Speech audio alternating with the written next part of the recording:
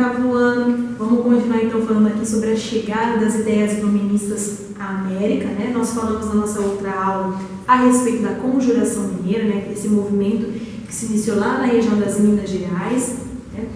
Um movimento que buscava, de certa forma, acabar com essa imposição da coroa portuguesa, né? E a gente vai falar agora de um outro movimento, uma outra conjuração, que a gente chama de Conjuração Baiana, ou também que é chamada de Revolta dos Alfaiates, né? Devido a esse grupo estar junto ali, liderando o movimento. Essa conjuração ela acontece no ano de 1798, quase 10 anos após a Conjuração Mineira, né? Bom, que motivos levam a essa conjuração? Os motivos aqui são vários, né? Desde uma crise econômica muito grande a qual Salvador estava passando, né? A transferência da capital, até então a capital do Brasil era Salvador, e depois a capital do Brasil passa a ser Rio de Janeiro. Então a transferência da capital também vai gerar ali um certo descontentamento entre os baianos. Outro ponto importante, as altas cobranças de impostos e a falta de alimento. A gente tem que pensar que o Brasil é um país muito grande, quase dimensões de continente, né? Então, muitas vezes, o alimento chegava somente na região sudeste do Brasil e do sul. E quando esses alimentos chegavam lá no norte do Brasil e no nordeste do Brasil, os alimentos chegavam já o quê? Escassos, estragados, então, e eram caros. Então, as pessoas começam a se reivindicar. Esse movimento acontece então lá em Salvador. Quem vai participar dessa revolta? Aqui, ao contrário da Conjuração Mineira, que de certa forma era uma elite, né, de mineradores, aqui não. Aqui vai ter uma participação muito grande da população, da camada, vamos dizer assim, mais pobre da sociedade, né? Desde alfaiates, desde escravizados, pessoas também com mais posses também vão estar participando desse movimento. E eles vão beber da fonte da onde? Das ideias iluministas, né? De buscar, de certa forma, uma melhoria para a situação a qual eles estavam passando, né? O que acontece? Esse movimento aqui, como ele teve participação popular, população, vamos dizer assim, até os escravos participando do movimento, como que eles espalhavam essas ideias? Eles espalhavam essas ideias entregando, de certa forma, panfleto para as pessoas. Por meio dos panfletos, eles iam espalhando o que eles desejavam, né? Essa libertação da coroa portuguesa, acabar com todo esse sofrimento, acabar com esses impostos que eles pagavam. E eles vão se espelhar muito numa outra revolução que nós vamos estudar posteriormente, que é a revolta do Haiti. A revolta do Haiti, o Haiti, desde de ser colônia da França, a partir do momento que os escravos tomam a frente e lideram o movimento. Então, por isso que na Conjuração Baiana, os escravizados também vão participar. Por quê? Porque eles ansiavam pela sua liberdade. Além disso também, esse movimento, assim como a Conjuração Mineira, esse movimento também foi, de certa forma, delatado. Mas não uma pessoa em si que delatou, como foi na Conjuração Mineira. O governo escuta os búzios lá e fala assim, algo está acontecendo diferente em Salvador. O que eles fazem? Mandam para Salvador o exército, né? O exército do rei manda para Salvador e esse exército acontece o quê? Ele vai o quê? Abafar o movimento. O movimento não vai conseguir alcançar os teus tão sonhados objetivos. Aqui as punições foram muito severas. Lá na Conjuração Mineira, algumas pessoas foram extraditadas, outras foram presas, só Tiradentes que foi esquartejado. Aqui não. Aqui, como era a população mais pobre, o governo, de certa forma, vai ser mais ferrenho com a punição. Então, as punições vão ser muito mais severas do que aconteceu na Conjuração Mineira. Tanto a Conjuração Mineira quanto a Conjuração Baiana, elas não conseguiram alcançar os seus objetivos. Por quê? Porque elas foram sufocadas pelo exército real. Então, nenhuma nem outra conseguiu alcançar os seus objetivos. Lá na página 13 da apostila de vocês, eu vou deixar de tarefa para vocês fazerem a cruzadinha da página 13, lá na questão número 2, né? Da letrinha A até a letra J, vocês vão estar respondendo ali e completando essa cruzadinha. Nós vamos dar agora a sequência para o nosso próximo capítulo, que é a independência dos Estados Unidos da América. Como eu disse para vocês, as ideias iluministas, elas também chegam à América. E não chegam diferente, não. Chegam no Brasil, mas também chegam nos Estados Unidos. Os Estados Unidos, ele vai ter uma formação um pouquinho diferente. ele era formado por 13 colônias, que vocês estão vendo lá na página 15 de vocês da apostila, né? Essas 13 colônias eram as colônias do norte e as colônias do sul, amores.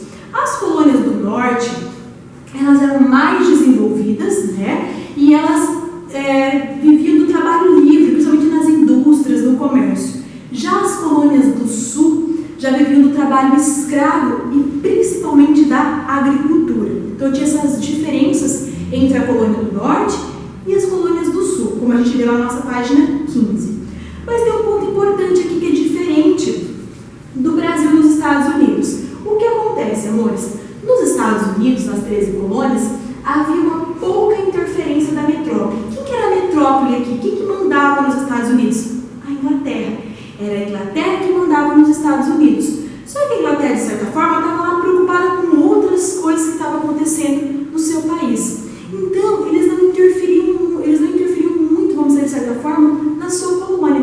Ou seja, as pessoas que vieram morar no que chamam de Nova Inglaterra, ou as 13 colônias, como nós conhecemos, essas pessoas vinham para cá e faziam o seu comércio e não deviam muita obediência à Inglaterra, né? Eles tinham, de certa forma, uma certa liberdade para estar praticando as suas atividades comerciais. A Inglaterra interferia? Interferia, mas muito pouco, quase nada. Quem eram essas pessoas que vieram morar nas 13 colônias? Principalmente puritanos, que estavam fugindo das perseguições religiosas na Inglaterra, porque a gente já viu que a religião oficial da Inglaterra era o anglicanismo. Então, muitas pessoas estão fugindo, vamos dizer de certa forma, dessa perseguição da Inglaterra e vêm para a Nova Inglaterra. E aqui vão formar o quê? As 13 colônias que nós conhecemos. Como a gente falou que eles têm pouca interferência, né, da sua metrópole, da Inglaterra, eles vão desenvolver um comércio muito grandioso. O principal comércio que eles vão exercer ali é o comércio que a gente fala comércio triangular, que está lá na página 16 de vocês. Esse comércio triangular, ele é muito simples de ser entendido. Por que é triangular? Porque o esquema do comércio tinha a forma de um triângulo. Como que era esse comércio? O comércio começava assim, meus amores. Lá nas Antilhas, era plantada a cana-de-açúcar e ali era formado como se fosse um melaço, né? Um melado ali. Esse melado era levado para a Nova Inglaterra, né? Aonde era transformado em rum, bebida.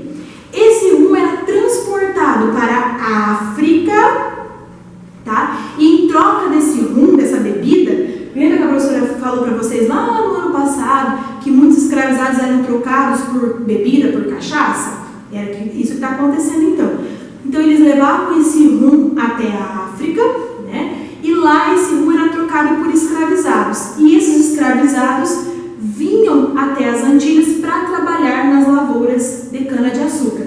Então o movimento é bem simples. Então ele vai mostrando aqui para vocês lá. Nas Antilhas era cultivado a cana e produzido o melado, que era transportado em navios para a Nova Inglaterra. Na Nova Inglaterra era fabricado o rum, que era levado para a África e o rum era trocado por escravos. Próxima parte.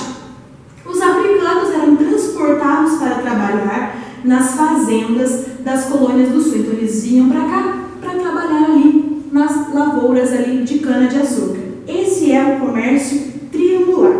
Lá na página 16 de vocês tem uma questão ali. Vamos pontuar essa questão. Ele fala para a gente marcar as alternativas corretas sobre o comércio triangular. Aí ele falou assim, letra A.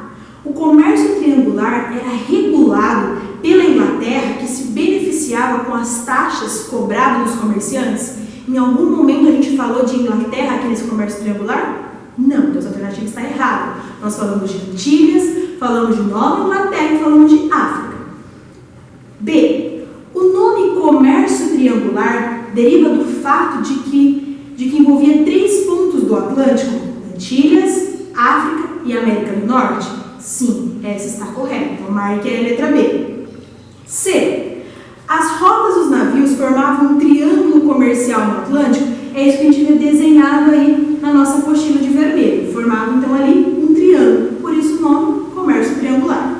Então a letra C também está correta. Então por enquanto a gente marcou a letra B e a letra C.